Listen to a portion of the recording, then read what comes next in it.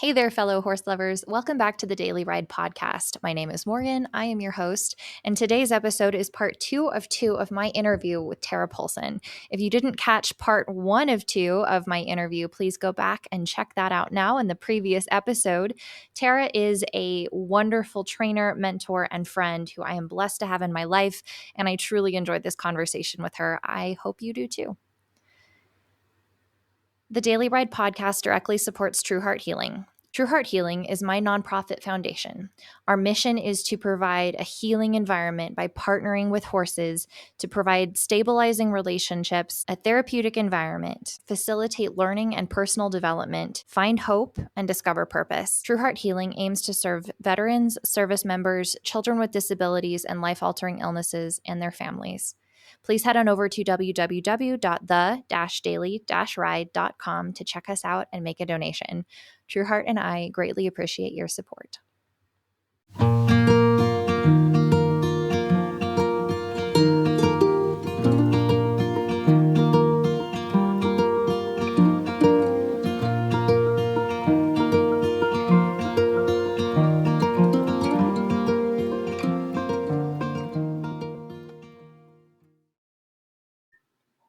So, how has your approach to your horsemanship evolved over the years since then, both with training and mentorship?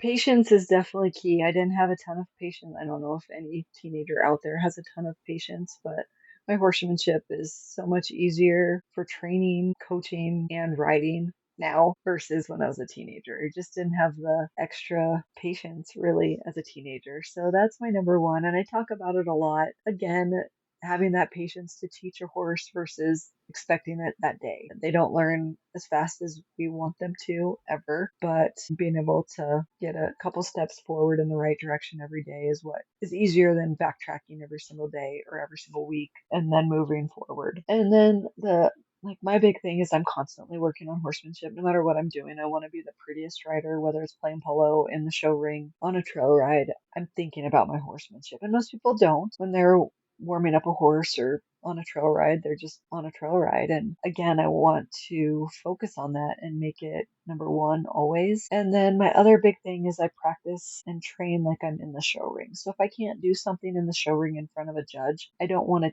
teach like that. Jerking, spurring, my hands really high or out. You can't do that in the show ring. So why teach my horse to do that? I mean, obviously there's different situations that you might have to, trying to teach a 2-year-old to guide, you might have to go out a little farther but then as soon as I can, my big thing is staying right in front of that horn, in between the neck and the horn at all times, and teaching the release, staying right there. So the collection and the release and all of it, but without having to move my hands a lot helps that. And same with mounting and dismounting. We talk about it a lot in the rodeo queen world, but even if I don't necessarily mount like a rodeo queen, I think about it every day. So I know how to do it properly. And more times than not, I do it properly.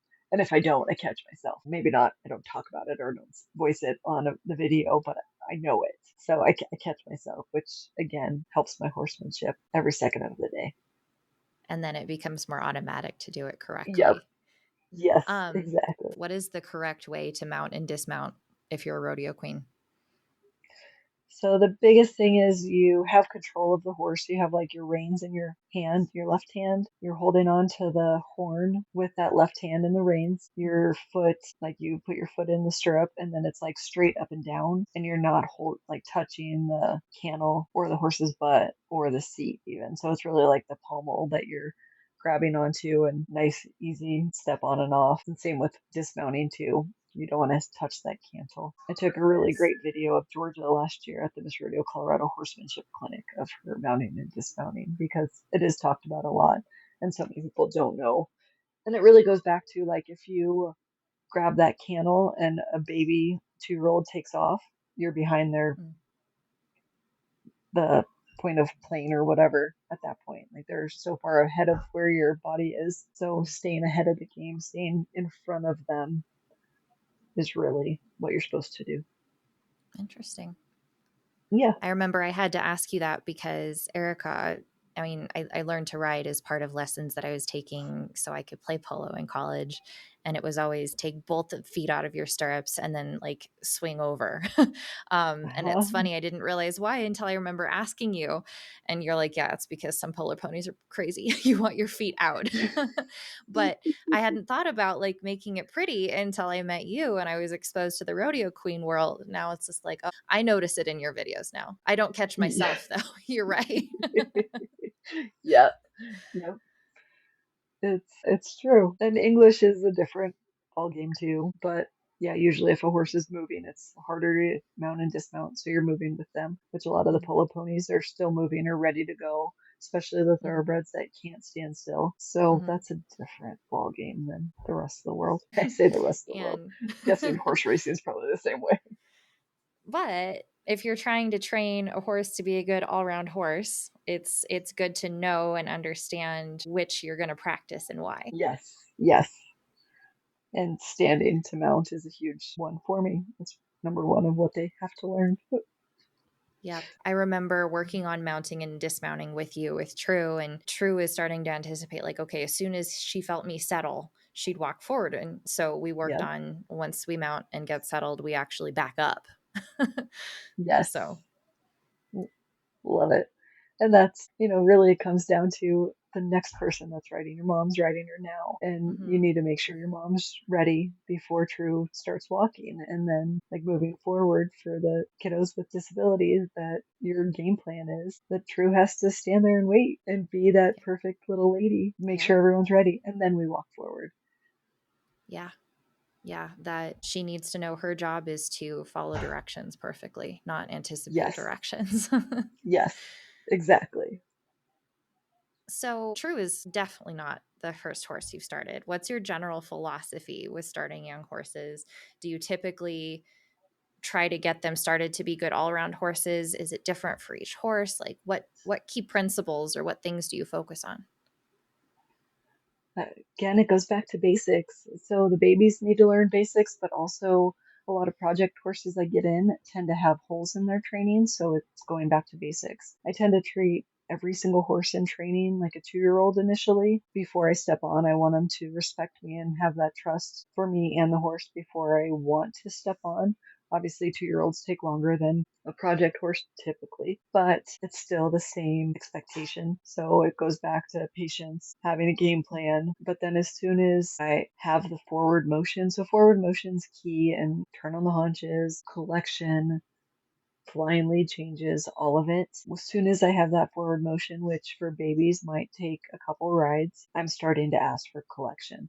That's how quickly I'm teaching them to drive from their butts, release that head and neck, and learning the speed that I want. So collection to most people is just like driving from their haunches and a release up front, but I take it that one step further and actually get the speed control too at the walk, trot, and lope. So I'm picking that speed. The horse doesn't just get to jump into whatever trot they want to. I want the nice, easy jog right now. So I'm going to expect that as I'm driving them again from their haunches into that trot, not just pushing them into that trot. So the collection is a huge one for me that I is a basic maneuver as a 2-year-old all the way up to my maid horses. They're constantly collected and I'm constantly asking for it. Even on trail rides, if a horse is being sassy, guess what? I put him to work and make him work harder. You want to trot? I'm going to make you trot, but we're going to work on lateral movement and body control and so on and so forth to make them not make it as fun for them to be sassy on a trail ride. But Yeah. then again, that's short and sweet. It's if I get everything done in 10 minutes, I'm done. Yeah. Make So the right thing easy and the wrong thing annoying or difficult. yes. Yep. And they don't, it's like no matter what, they're bigger than we are. It's my time, it's not their time. So they don't get to take advantage. I want them to have personality, but they have to be willing and able to do what I'm asking to and not take advantage of me. They're too big And be for that. safe. And be safe. Yes. Yeah. Yeah. I'm struggling with that with Drew sometimes because either she gets excited or she's expressing an opinion. And I don't think she fully understands how big she is sometimes. So Yes. it's like, how can I explain to her, like, yes, I get your point, but can you do it without kicking out, please? Yep. Yes. So, Yes.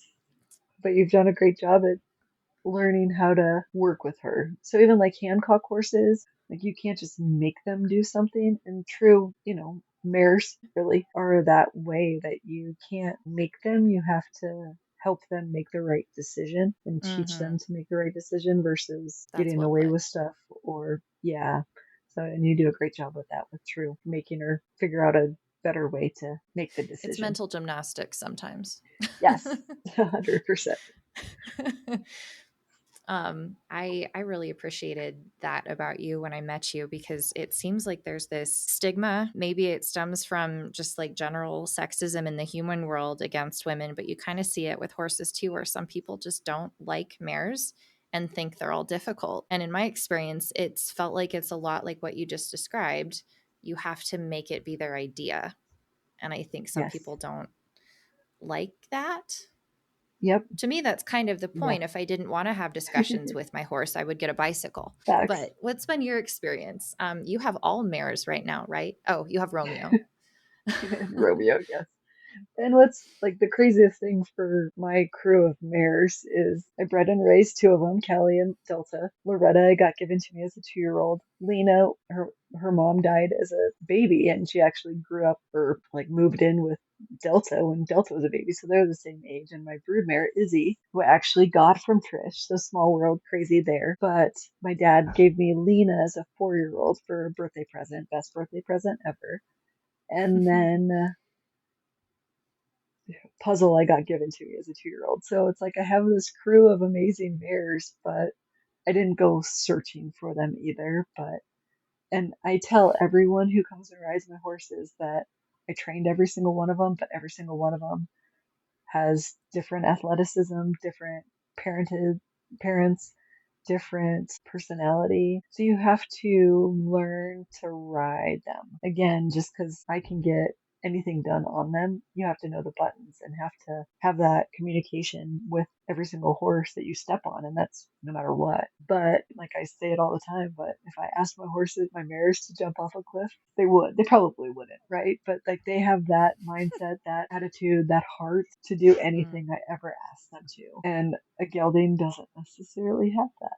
Love we love Romeo to death, but he's like, if I don't have to, I'd rather just hang out and look at my mares, and that's the difference. But there's people out there that want that gelding that'll just do its job and not give you any sass or any attitude or any Mhm. extra either. So that's why I Yeah. do love my mares. Yeah. They always come with extra. Yes, they do. They keep us on our toes. So, do you have a favorite horse, or are there specific horses that you've gotten to train that have really stood out to you that you've enjoyed that you got a soft spot for? Yes, and definitely reasons behind all of them. Gibbs is one of my favorites. I got him as a 2-year-old to train. I had him, I think, 60 days as a 2-year-old. He was actually one of my biggest challenges, too. He spooked from the cow hay every single day I rode him. And that's actually where I picked up the book. Actually, a client told me about brain training for riders, and it Mm-hmm. helped not only me in so many different aspects of my life between training clinicians or giving clinics, lessons, students, all of it, but it helped me understand why Gibbs was spooking at the hay. And basically, my mind was telling him to spook at the hay every day. So, guess what he did? So, the moment that I figured out how to deal with my mind a little bit better, it helped Gibbs. But learning, he's one of my favorites, but one of my biggest challenges too. But I learned a lot from him, and I talk about him often because of that. But then I actually got him back as a 3-year-old for a month, and then back just recently as a 4-year-old to get him ready to sell. So I probably had him for 120 days total in the 3 years, but Wow.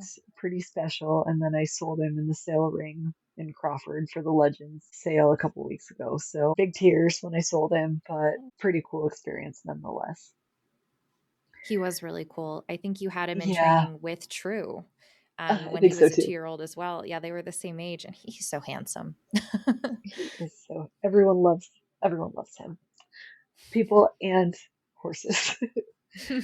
And one of my other favorites was Nito. His name's actually Tito now, but I had him in training as a 2-year-old for 120 days. So one of the longer, typically I usually have 2-year-olds in training for 30 to 60 days before the owner wants to take them home. So this one I had a little longer, which gave me that even bigger love for him. but then a current student actually just currently bought him, I don't know, I guess about a year ago now. So she's one of my strongest students, I guess. One of those that does her homework every single time, similar to you, that works hard and wants to be better every single day, and actually asked me to be an assistant trainer when she could as well. So she's come up numerous times to ride Wow. my horses, but also some of my outside horses when the client's okay with someone else riding. And it's always great, especially if a horse is in training, to get someone else on it and Hmm. post those videos and see how someone else does. But she's the current Pikes Peak Ranger at captain right now too. So, and on Tito. So pretty fun to watch them grow. They had their growing pains and have become quite the pair, and she's creating quite the all around horse. So pretty fun to watch them. How old is Tito now? He's 3? Tito's probably, I think he's 5 now. I don't know. It's crazy. Time flies. Is that young for a rangerette horse? No, like 2 and 3 year olds definitely young for anything Mm. in my mindset, just because their legs aren't made. But 4 and 5 is typically okay. So she just did 2 performances on him last year, and he might even be 6 now. I don't know. Oh, But I was just now thinking like moving mental forward, maturity. I mean, she's yeah, still a baby in my mind. I mean, she'd probably be yep, okay, but just what an amazing job that you both, Kaylee and you, must have done with him, that he's able to rise to that and perform well yeah, in that kind of like chaotic rodeo climate. yes. And I think the best thing for them is that they're not just doing rodeos.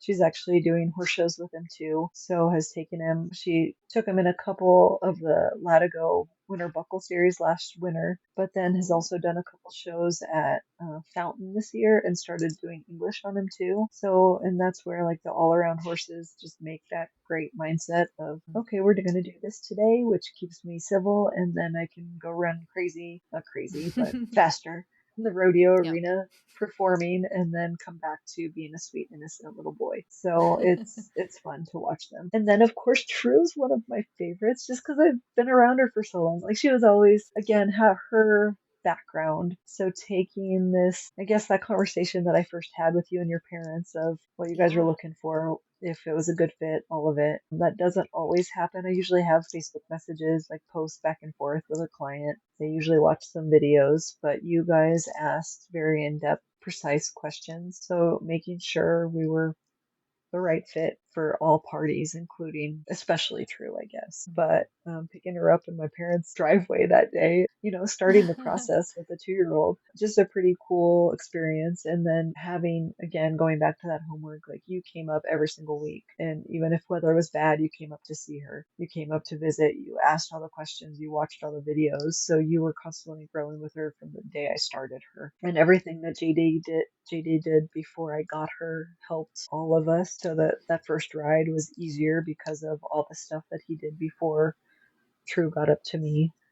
And then all of the stuff you've taken with her and grown with her, all the tricks she does. The fist pump's so my favorite. um, I- I'm serious. If you give me enough time, I'll have your whole polo string giving you fist bumps. I would freaking love it. Just go down the trailer and fist bump all of them. Oh my gosh, I love it.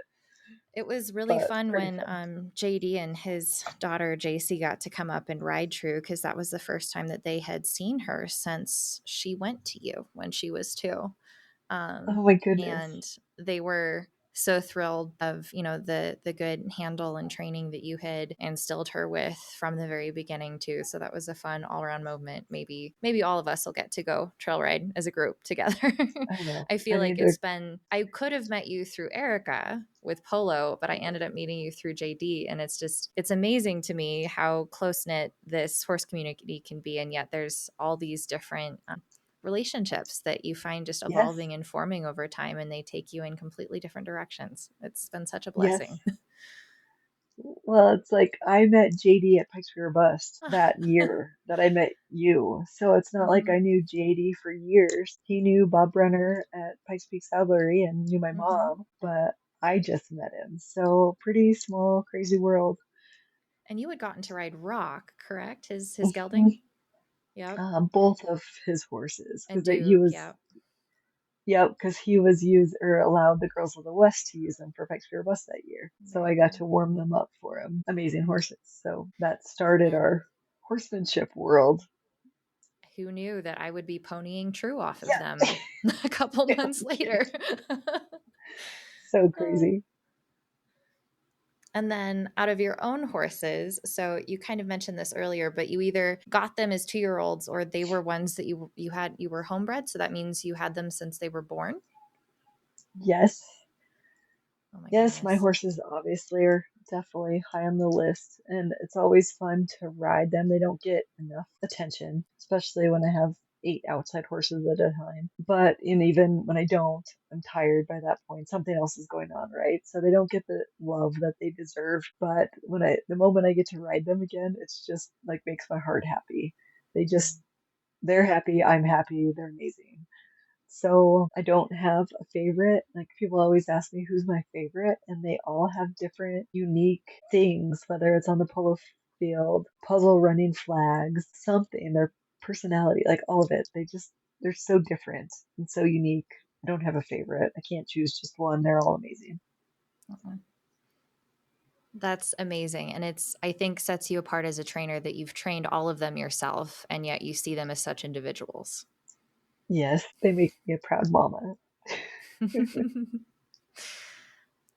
It shows. They're all professionals, just like you. What lessons have they taught you? Well, I think one of my biggest lesson that I learned was when I got bucked off of a 2-year-old that I started, and she separated my AC and my CC in 2020. So I started this horse, had him for 60 days probably as a 2-year-old. One of my favorites. He was a lot of fun. Definitely like show horse background. So you can always tell like the horses with good bloodlines versus the ones that don't.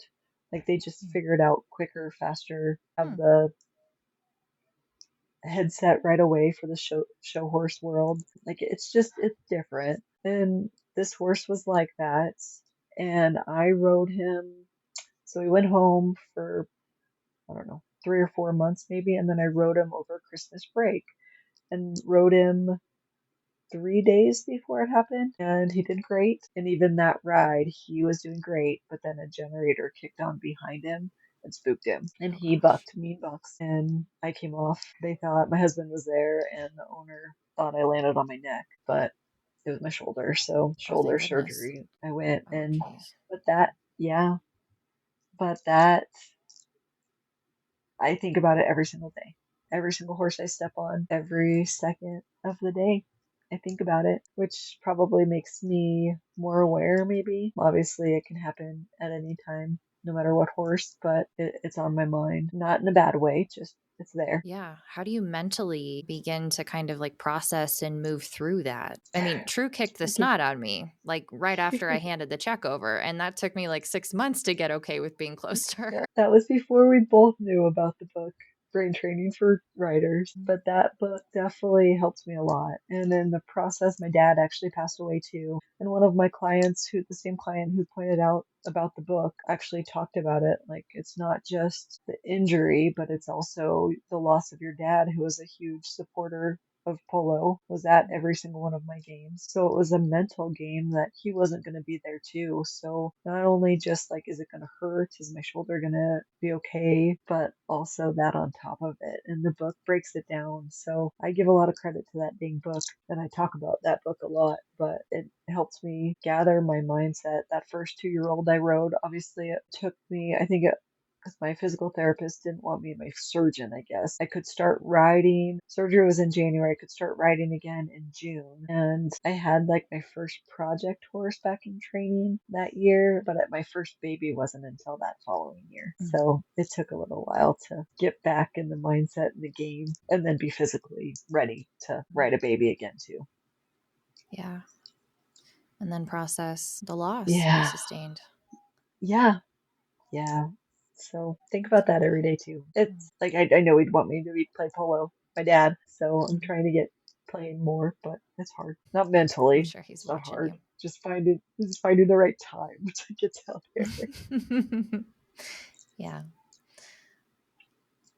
Do you think horses can communicate with us outside of just yes, no, obedience kind of thing? How can riders listen to their horses better? I mean, I was reminded of this because, with the generator starting and the bucking, like bucking can mean a lot of different things. It can mean like, oh, I'm feeling myself, or it could be like, oh my God, get off now. Who knows what was happening with that 2-year-old? But I feel like I've asked you this question, I don't know how many times. When I first got True, I had a really hard time sussing out the difference between I don't wanna and like, ouch, something's wrong, or I'm doing something wrong and confusing her, And it took a while for me to like understand that communication. What's your take Yes. on that?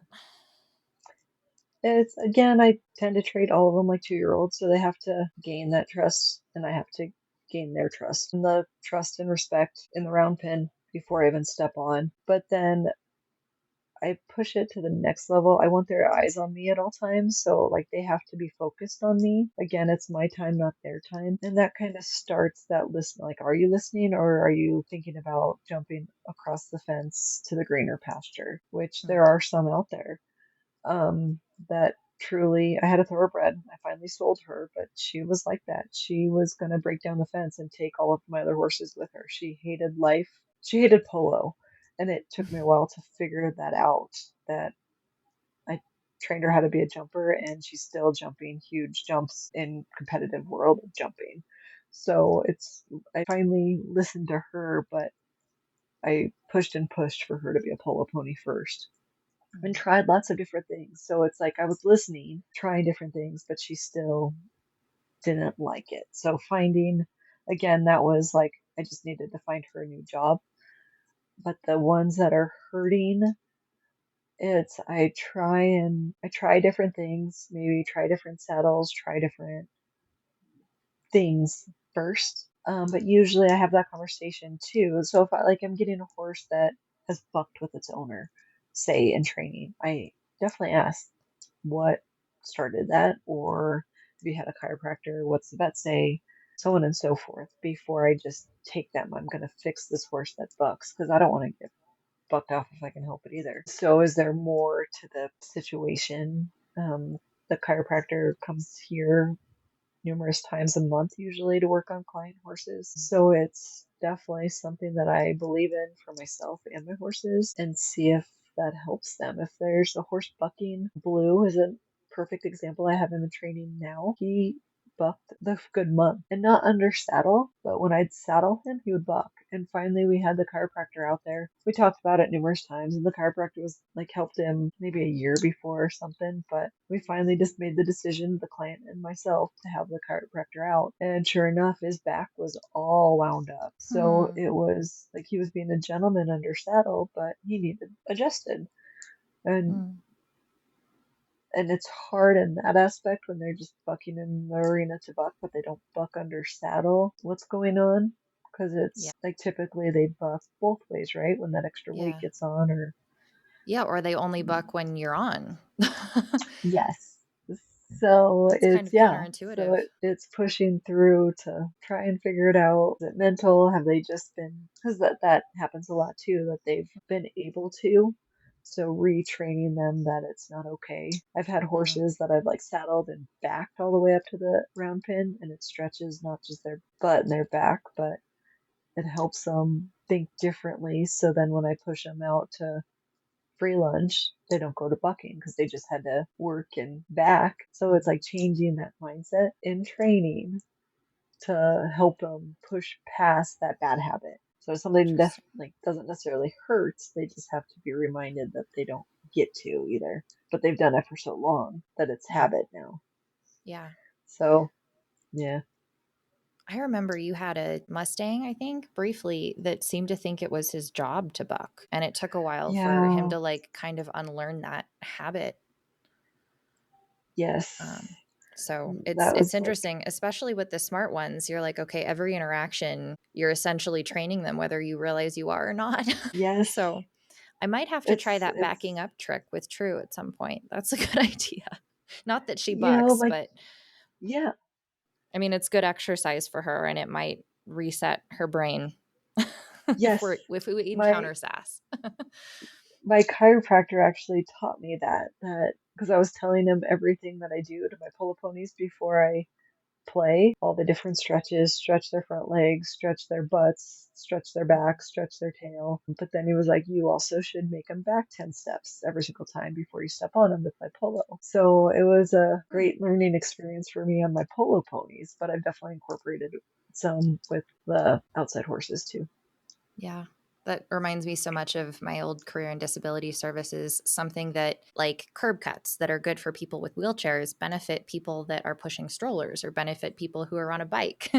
So it sounds like good horsemanship not only benefits the problem horses, but it's good for the well-behaved horses that don't have problems too. Once I get horseback, I definitely start collecting them right away, especially the horses that have the bad habits of kicking out or bucking. I've had quite a few in training this year of either bucking or kicking out, and that's basically they have this mindset or have been able to get away with things with their hind end. So collection keeps them underneath themselves, one, but it gives their butts something more to think about and something to do. So they don't have that opportunity to get as sassy or mean. But Mm. then the release is a huge part of that, that if I just hold them, then they're going to get pissed off or angry too. So teaching myself, it's like engraved in my head now, but teaching my students of how quickly you can release as soon as the horse tries a little bit. And then Mm. working up to that point that they know what to do and what you worked really hard on to get True to be really soft and light, but still collected. And going back to basics when she's not, if she's pushing on you, you go back to do the body work and stuff like that. But all of that I work on right away if there's sass or attitude or any of it, and help them get to that point of being in a better spot as a horse. And making it hard for them to misbehave in the first place. I definitely need to continue to Yes. improve with that. True just learns me so fast that she's like, she can tell exactly when my mind is going to wander. She's like, now's my moment. She's But a smart one that you have, a cute one, but she's sure smart. she is stinking cute. Makes it even more hard. And she knows it exactly. Yeah, because I don't want to laugh and make We her love think that that. it's okay. It's like a But little kid. You can't uh-huh. let them get away with it, but Yep. they're cute at the same time. Yep. Same, I same. gotta hold it in and save my giggles for when I'm in the car on the way home, so she doesn't know that I think it's hilarious. Yes. Oh, so what's next for you? What are your future goals?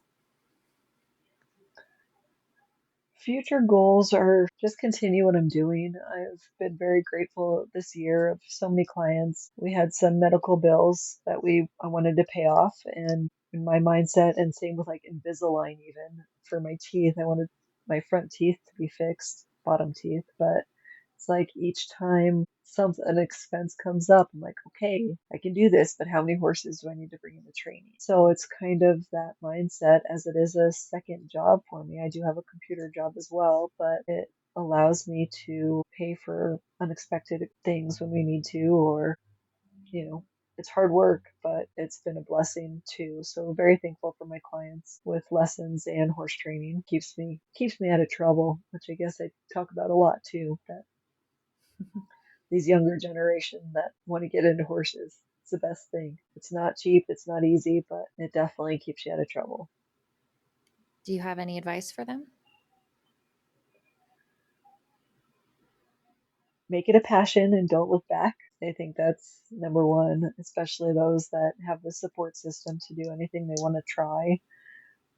There's definitely Denver Polo Club's such a huge one for that. If you just have one horse and you only can afford one or two chuckers a week, the owner figures it out, Erica figures it out to make it happen for you.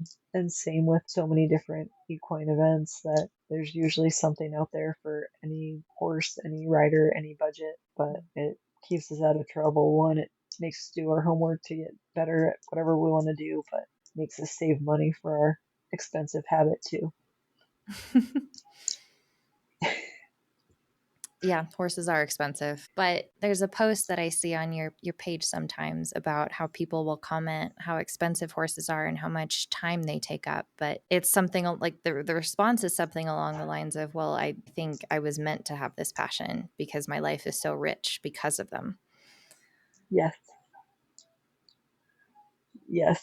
I know there's a post too that it talks about like the fanciest horse or the most expensive horse, but that's not what everybody has to have to be happy and exceed in whatever we want to do. I mean, like one of my most memorable moments is winning English State Fair on a horse that I trained myself. And I mean, parents spent 4,500, which was a lot back then, but a lot for us at least. But I mean, I took him everywhere and made him a complete all around horse. But one of the biggest moments of my life. It's a passion. What other memorable moments or achievements are you really proud of or have been your favorites over the years? And we talked about a few of them already. I mean, the state championship at State Fair was definitely one of my biggest moments, and the winning the best string at Denver Polo Club on the 4 horses that I started myself. Top 10 at Rocktoberfest last week. Again, a huge goal. Never saw it coming. And I did. Obviously, I'm competitive enough, but I haven't been showing and training like my competition as much. A huge moment for me and Bambi. Starting Colorado Stars and Stripes and having the honor to have the contract at Greeley Stampede and so many other places. And then another huge memorable moment was playing polo in Jamaica. So a pretty huge honor. I was actually working for a lady back then, so technically I was a polo pro for her, but she took me to Jamaica to play polo. Pretty amazing experience. I want to go back and actually see more of Jamaica, maybe go swimming on horseback that you see all the time in Jamaica. We didn't have the time or the extra weeks, days to do the extracurricular stuff, but pretty cool experience nonetheless. Mark would want to get in on that too. Yes, That looks like so he much got fun. to come with me, so he got to experience as much as Jamaica as I did, but watch me play polo out there, so pretty cool. Yeah. So, in your own journey as a writer, what would you say that your personal strengths and struggles are? Strengths are my horsemanship. I am very proud of my horsemanship, but it's something that not a day goes by that I don't keep working on my horsemanship. Hard work pays off. I talk about that a lot for myself, my training, my students, all of it. But I even get complimented on my horsemanship on a horse buck. So pretty proud of those moments. Not that the horse is bucking by any means, but that I worked hard to be the horseman that I am. My mindset, my goals, and my passion are my other strengths that no matter what I decide to do, I basically take something one day at a time. There's a lot of times that I'm like, I got to get through this event, this weekend, whatever, before I can think about next weekend. And then areas of improvement, horsemanship is right on that list as well. Like, there's always room to improve, and I'm the first to know that, to talk about it. Polo, right now, I don't play enough to improve, but so grateful to still have my game on the polo field with my horses. I mean, they give me that passion, that drive, that motivation to still be a decent player on the polo field, which is a lot of fun. And then Yeah. horse shows. Obviously, there's so much more I can learn and be a part of in that world of the quarter horse shows. But again, honored to be a part of it right now. And killing it. Congratulations again on top 10. Thank you. Pretty cool. I'm excited. Super Smiles cool. for days.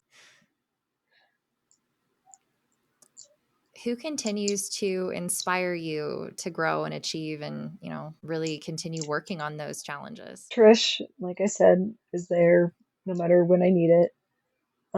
Erica at Denver Polo Club and the Polo Pros at Denver Polo Club. They're huge inspiration. They're the greatest people. Her pros are from Jamaica and just good family people, good horsemen, good people. So they make it a passion. They want you there just as much as you want to be there. So you learn so much from them. They test you, they make you giggle, they make you work harder to beat them at the play, right?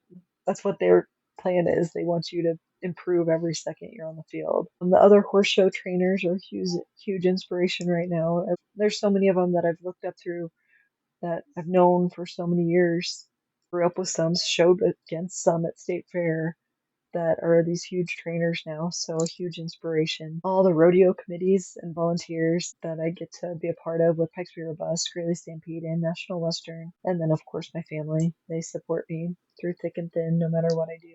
The highs and lows of life. And I need to throw one more in. My clients. They're a huge inspiration to continue to do what I love as well. Well, just so you know, you, I think, are going to be my Trish.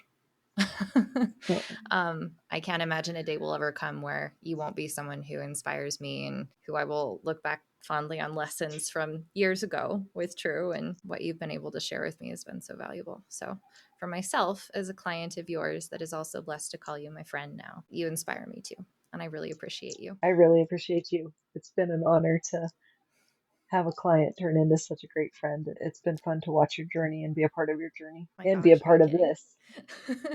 I feel like I get to learn and experience so much just watching you go. So it's been a real treat. So I'm starting this podcast because I wanted to share the gift that horses have been in my life. And you've known my story with Amazing Grace and now True Heart, and how that's really impacted who I've become as a person and who I want to show up as going forward in my life. How has this horse lifestyle, this horsemanship, the mindset, the experiences, how has that shaped you and developed you and your purpose in life? Yeah, still use hashtags even though they're old and some people think they're old school. But my favorite hashtag is hard work pays off. And I talk about it between my own journey, my students' journeys, my horse training journey, all of it. That if you don't work hard, you're not going to get to the level that you want to get. I mean, we all have goals, we all have dreams, but if you're not willing to put forth that extra effort, you're not going to be able to see the differences,